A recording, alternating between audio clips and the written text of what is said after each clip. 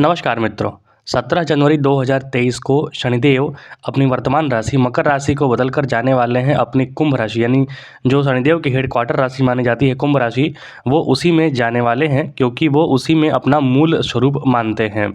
क्योंकि शनिदेव अपने आप को एरी साइन में ज़्यादा बेहतर फील करते हैं और कुंभ जो है एरी साइन है, वायु तत्व की राशि है।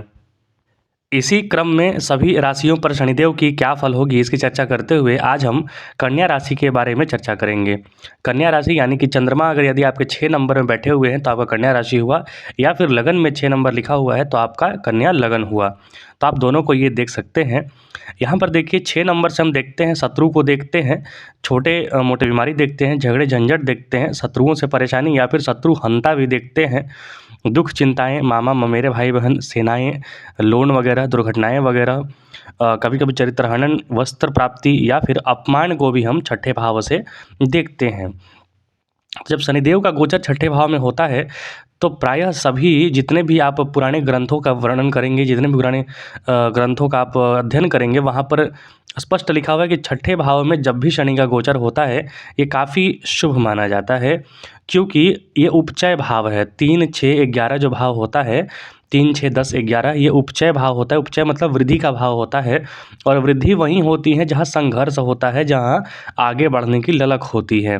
और शनिदेव यही पाप ग्रह हैं, इनको पाप ग्रह माना जाता है। और ये जब भी उपचय भाव में बैठते 3, 6, 10, 11 तो भी आगे बढ़ने की ज़बरदस्त ललक होती है, कुछ पाने की ज़बरदस्त ललक होती है। तो शनिदेव यहाँ पर आपका गोचर करेंगे। अभी तक शनिदेव आपके पंचम भाव में गोचर कर रहे थे, जो कि बहुत अच्छा नहीं माना जाता है। दक्षिण के जो ज्योतिषी गण हैं, जो पुराने ज्योतिषी गण हैं, उन्होंने भी कैलकुलेशन में कहा था कि पंचम में जब शनिदेव चलते हैं तो संतान संबंधी परेशानियाँ, पेट संबंधी परेशानियाँ, आमदनी संबंधी परेशानियाँ होती हैं। तो अभी तक जो 2020 से लेकर के अभी तक 11 जनवरी 2023 तक जो आप परेशानियाँ झेल रहे होंगे, उससे आपको निजात मिलेगी, क्योंकि शनिदेव आपके छठे भाव में जाने वाले हैं और प्रबल शत्रुहंता का योग बनाएंगे। क्योंकि इस कुंडली में 6 नंबर की जो राशि होती है उसमें ये योग कारक भी होते हैं और साथ ही साथ 8वें भाव के स्वामी होते हैं। तो 8वें भाव का स्वामी जो है, माफ़ कीजिए, 5वें छठे भाव के स्वामी होते हैं। तो छठे भाव का स्वामी जो है वो छठे भाव में ही बैठा हुआ है, तो प्रबल शत्रुहंता का यहाँ पर योग बनेगा। और साथ ही साथ नौकरी कारोबार वगैरह में, सेवा भावना वगैरह में प्रबल वृद्धि होगी आपका। यदि कहीं पर रुका हुआ है प्रमोशन वगैरह तो मिलेगी। यदि किसी को नई नौकरी की तलाश है, जो बेरोज़गार घूम रहा है या फिर दैनिक रोज़मर्रा के जीवन में काफ़ी परेशानियाँ फ़ील कर रहा है, उसके लिए ये समय काफ़ी अच्छा होगा। और ये भी याद रखिए, भगवान कृष्ण ने जैसा कहा था, भाग्य ही आपको हर ओर खींच कर लेके जाता है। क्योंकि बहुत सारे लोग कहते हैं कर्म करने करोगे तो पाओगे, कर्म नहीं करोगे तो नहीं पाओगे। लेकिन आपको एक बात माननी होगी कि भाग्य ही व्यक्ति को कर्म करने के लिए प्रेरित करता है। अन्यथा कोई व्यक्ति, 2 व्यक्ति एक ही समय पर जन्म लेते हैं और 2 अलग-अलग कार्य करते हैं, वो होता है उनका भाग्य। प्रारब्ध लेकर जो आते हैं उसी से वो अलग-अलग डायरेक्शन में खींचे चले जाते हैं। तो शनिदेव का जो छठे का गोचर है, मतलब कन्या राशि के लिए छठे भाव में जो गोचर है, वो काफ़ी शुभ परिणाम फलदायक होगा यहाँ पर। हालाँकि थोड़ी झगड़ालू प्रवृत्ति में आप अंकुश रखेंगे, दुर्घटनाएँ से आप बचने का प्रयास करेंगे, और जो भी छोटी-मोटी बीमारियाँ होंगी उनको आप दैनिक दिनचर्या अपना सुधार कर ठीक करने का प्रयास करेंगे। और बाकी जो होता है ना, एक अद्भुत योद्धा बनाना, शत्रुहंता योग बनाना या फिर कोई भी परेशानियों से निजात पाना, तो ये शनिदेव यहाँ पर करेंगे, आपके लिए बहुत ही शुभ होगा। आपका कहीं पर कर्ज वगैरह, पैसा वगैरह अटका हुआ है तो वो मिलने के पूरे अच्छे योग बनेंगे यहाँ पर। साथ ही साथ यहाँ पर ये देखा जाता है कि यदि शनिदेव छठे भाव में गोचर कर रहे हैं तो यदि आपके मन में लालसा है कोई भी पशुधन रखने का, पशु मतलब कि एनिमल्स को पालने वगैरह का, तो ये यहाँ पर लालसा पूर्ण होती है। और साथ ही साथ यहाँ पर देखेंगे शनिदेव की 3 दृष्टियाँ होती हैं।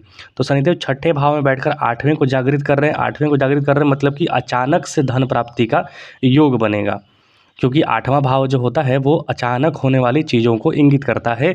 लेकिन यहाँ पर नीच दृष्टि पड़ रही है तो लॉन्ग टर्म के डिजीज़ वगैरह जो हैं उनसे थोड़ा सावधानी बरतें आप। फिर यहाँ से शनिदेव की दृष्टि पड़ेगी छठे से 12वें स्थान पर, व्यय भाव पर इनकी दृष्टि पड़ रही है। तो यहाँ पर व्यय भाव में आपको थोड़ा खर्च वगैरह जो है संभल के करना होगा। हालाँकि विदेश से आपके संबंध बनेंगे और अच्छे संबंध बनेंगे जो आपके लिए लाभदायक सिद्ध होंगे।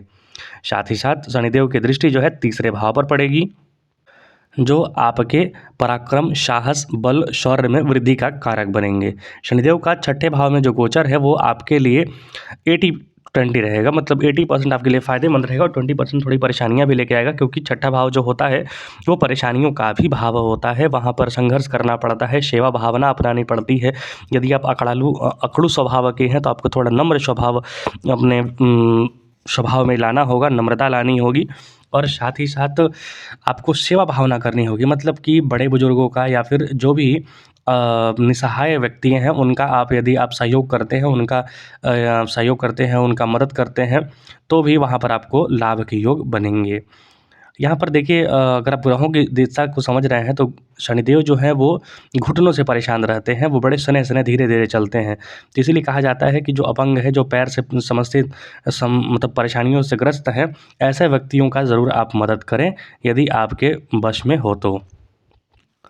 ये छठा भाव जो होता है वो दसम भाव यानी कार्य क्षेत्र से नवम होता है, अर्थात कर्म क्षेत्र से आपका जो नाम, प्रसिद्धि, यश, मान, सम्मान कर्म क्षेत्र है, कैरियर क्षेत्र है, उससे भाग्य भाव होता है छठा भाव। तो शनिदेव का यहाँ पर गोचर बहुत ही शुभ होगा कर्म क्षेत्र के लिए, आपके कैरियर के लिए, आपके मान सम्मान पद प्रतिष्ठा के लिए।